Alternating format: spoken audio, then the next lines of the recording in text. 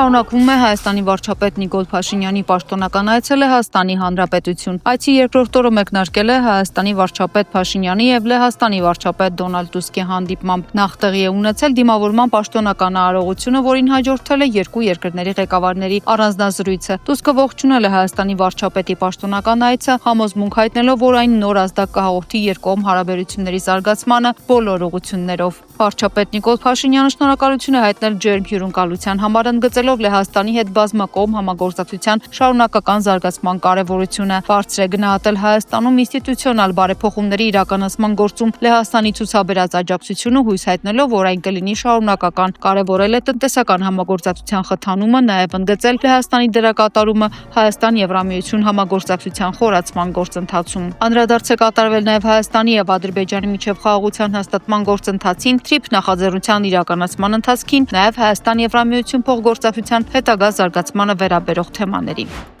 Պաշտոնական այցով Լեհաստանում գտնվող Հայաստանի վարչապետ Նիկոլ Փաշինյանը Վարշավայում հանդիպում է ունեցել Լեհաստանի հայ համայնքի ներկայացուցիչների հետ։ Հանդիպման ընթացքում անդրադարձ է արվել Լեհաստան կատարած պաշտոնական այցի նպատակներին եւ ակնկալիքներին, ընդգծելով Հայաստանի եւ Լեհաստանի միջև հարաբերությունների շարունակական զարգացման եւ համագործակցության ընդլայնման կարեւորությունը։ Նիկոլ Փաշինյանը ներկայացրել է Հայաստանի կառավարության առաջնահերթությունները, խոսելով խաղաղության օրակարգի առաջմղման, տարածաշրջանային հաղորդակցության ուղիների ապաշրջափակման, Հայաստանի տնտեսական զարգացման ուղղությամբ իրականացվող քայլերի մասին։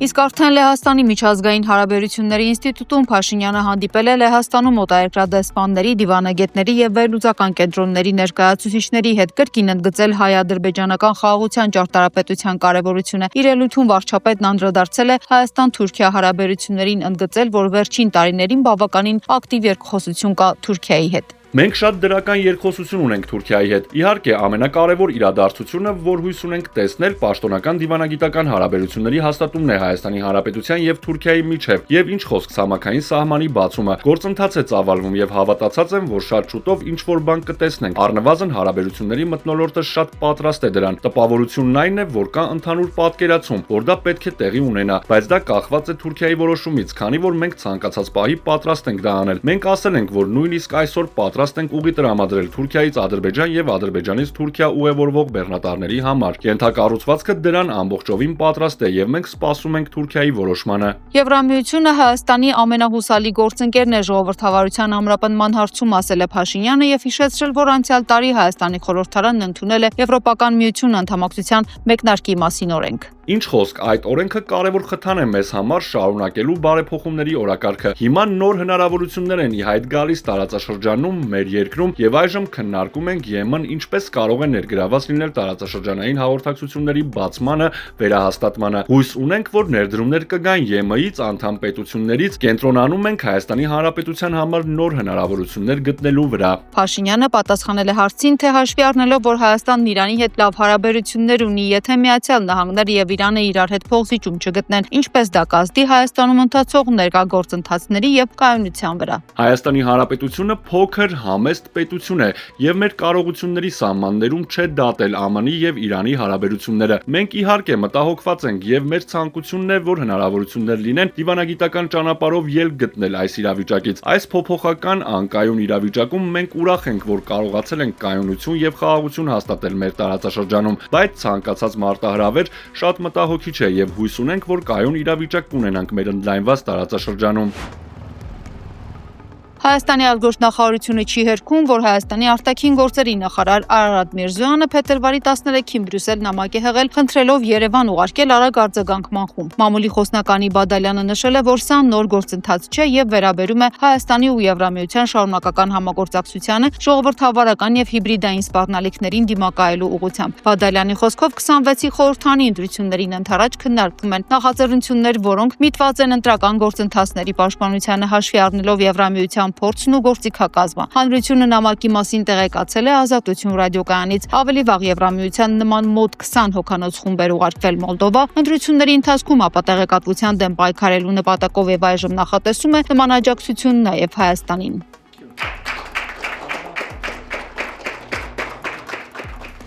Orada istifadə edilən terminologiya. Ադրբեջանի արտգործնախարար Ջեյհուն Բայրամովը մեկնաբանել է, թե արդյոք նախագահ Իլհամ Ալիևը կմասնակցի Եվրոպական քաղաքական համայնքի գագաթնաժողովին Երևանում։ Նրա խոսքով Եվրոպական քաղաքական համայնքի միջոցառումները չեն նախատեսում տարբեր մակարդակներում ներկայացվածություն։ Իր ունեցած տեղեկությունների համաձայն Ադրբեջանի նախագահի մասնակցությունը Եվրոպական քաղաքական համայնքի գագաթնաժողովին, որը տեղի կունենա մայիսին Հայաստանում, նախատեսված չէ։ Այս կառույցի ձևաչափն այնպիսին է, որ ներկայացվածությունն իրականացվում է միայն պետությունների ղեկավարների մակարդակով։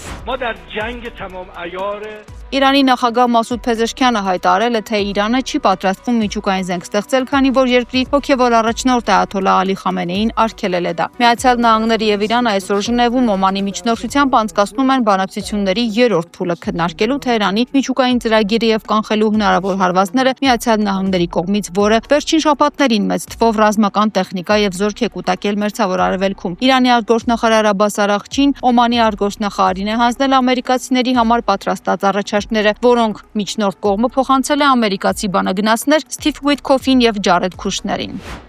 Կառավարության միջամտության արդյունքում ջրամատակարարման ժամանակացույցի փոփոխություն չի լինի, գրել է տարածքային կառավարման եւ ենթակառուցվածքների նախարար Դավիթ Խուդաթյանը։ Veolia ջուրընկերության կողմից հրապարակված ժամանակացույցը եւ դրա բովանդակությունը ըստ նախարարի խնդրահարույց է գնահատվել ոչ միայն քաղաքացիներից շատերի, այլև կառավարության կողմից եւ օպերատիվ ձևով հրավիրվել է խորհրդակցություն բոլոր շահագրգիռ կառույցների մասնակցությամբ։ Տեղի ունեցել քննարկում եւ որոշում է կայացվել կասեցնել ժամանակացույցի գործողությունը։ Բարելավված ջրամատակարարում ապահովելու համար կառավարությունը 70 միլիոն եվրո վարկ կվերցնի։ Համաձայնագրի նախագիծը ներկայացվելու ազգային ժողովի հանձնաժողովի նիստին, ասել է ջրային կոմիտեի նախագահ Արամաս Խալամքարյանը։ Այն, որ մենք ունենք սահմանափակ ջրային ռեսուրսներ, հատկապես ամառվա պիկ ամիսներին, դա փաստ է։ Այսինքն Veolia-ն չի խաբում։ Veolia-ն ասում է նախապես, որ ժողովուրդ ջան, ամառվա ամիսներին ես 24-ժամյա ջրամատակարարում չեմ կարողանալու ապահովել։ Ինչ այդպես է, մենք ունենալու ենք ջրանջատումներ։ Հարցը հետևյալն է. այդ ջրանջատումների տևողությունը ինչպիսին պիտի լինի եւ մարզից մարզ, Երևանի տարբեր թաղամասեր, փողոցից փողոց ինչպիսի փոփոխություններ են լինելու։ Մենք հիմա բոլորս հասկանում ենք, նախընտրական շրջանում ենք, նման թեմաները, այո, ոմանց կողմից օգտագործում են, բայց մի բան հստակ է։ Veolia-ն ունեցել է պարտավորություն համաձայն կարգի հրապարակելու ժամանակացույցը, որը հրապարակել է։ Մեր խնդիրը Veolia-ի հետ այս պահին այն է, որ այդ ժամանակացույցը մենք կարծում ենք, որ կարելի է լավարկել, ունենալ ջրանջատումների ավելի կարճ հատվածներ։ Այսինքն ժամերի փոփոխություն լինի, ռեժիմների փոփոխություն լինի, տարբեր բնակավայրերում կլինեն տարբեր փոփոխություններ։ Իսկ այդ որոշումը կայացվելու է։ Հիմա դուք Թույլ տվեք ես ավարտեմ։ Տեսեք, կառավարությունը իր կողմից 3 եւս վերահաստատել է, որ նպատակային գումարներ է ուղղելու եւ քայլեր է ձեռնարկելու, որպեսզի լրացուցիչ ջրաքանակներ տեղափոխվեն Երևան։ Նաև մենք այդ պլանները ունեինք։ 7-ից հետո է այդպես լինելու դրա անվանումը։ Այսպես դες ասեմ, ծրագիր ունենք, որի գաղափարը հղացել են 3 տարի առաջ։ Ու իմ նշանակումից հետո մենք այդ ուղղությամբ շատ ռեալ, կոնկրետ քայլեր ենք արել, հիմա չեմ ուզում հայտարարել, թող լինի կհայտարարենք, փոփոխությունը որն է, տարբերությունը որն է, որ հաշվի առնելով խնդրի զգայունությունը, կառավարությունը փորձում է օգնել Veolia-ին, օգնենք ինքներս մեզ, քաղաքացիներին, ավելի լավ ռեժիմներով ջրամատակարարում ունենալ։ Ինչ ենք անելու դրա համար։ Ներդրումային ծրագրերը, որոնց մասին քիչ առաջ նաև ես խոսեցի հանձնաժողովի նիստում, այդ ներդրումային ծրագրերն ենք անելու կապիտալ աշխատանքները, ենթակառուցվածքների արդիականացման, թարմացման, նոր ջրաղբյուրներ ենք բերելու եւ նաև կարգավորումներում անելու ենք որոշակի փոփոխություններ, որոնք բերելու են ռեժիմի փոփոխության։